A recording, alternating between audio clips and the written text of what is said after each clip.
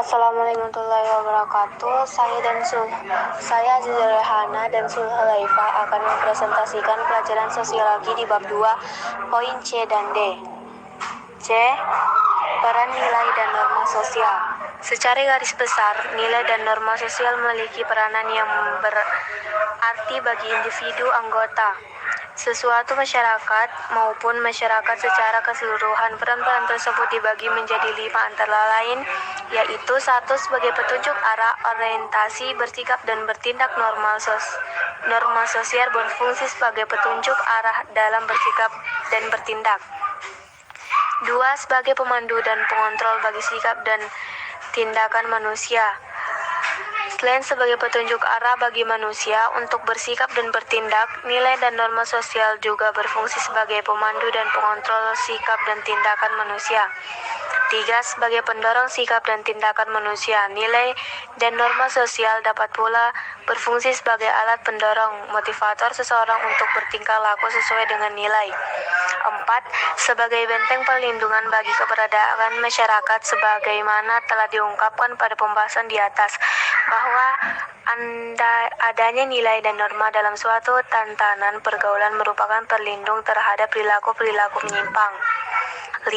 Sebagai alat pemersatu anggota masyarakat, dengan adanya nilai dan norma dalam suatu masyarakat, maka antara satu anggota dengan anggota lain mempunyai hubungan yang erat.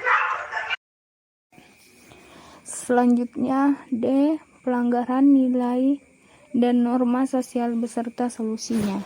Yang pertama, pelanggaran nilai dan norma secara umum. Pelanggaran norma dapat terjadi dimanapun tempatnya tanpa terkecuali. Terjadinya pelanggaran norma disebabkan karena sikap apatis masyarakat dalam melaksanakan nilai dan norma masyarakat.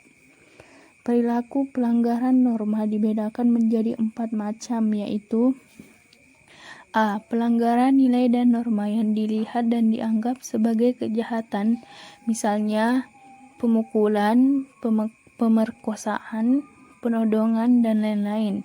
B. Pelanggaran nilai dan norma yang berupa penyimpangan seksual, yaitu perzinahan, homoseksualitas, dan pelacuran. C. Bentuk-bentuk konsumsi yang sangat berlebihan, misalnya alkohol, candu, morfin, dan lain-lain. D. Gaya hidup yang lain dari yang lain, misalnya penjudi profesional, geng-geng, dan lain-lain. Yang kedua, solusi pelanggaran norma dalam sosiologi. Solusi tepat dalam menangani pelanggaran norma menggunakan pengendalian sosial. Lantas, apa yang dimaksud dengan pengendalian sosial itu?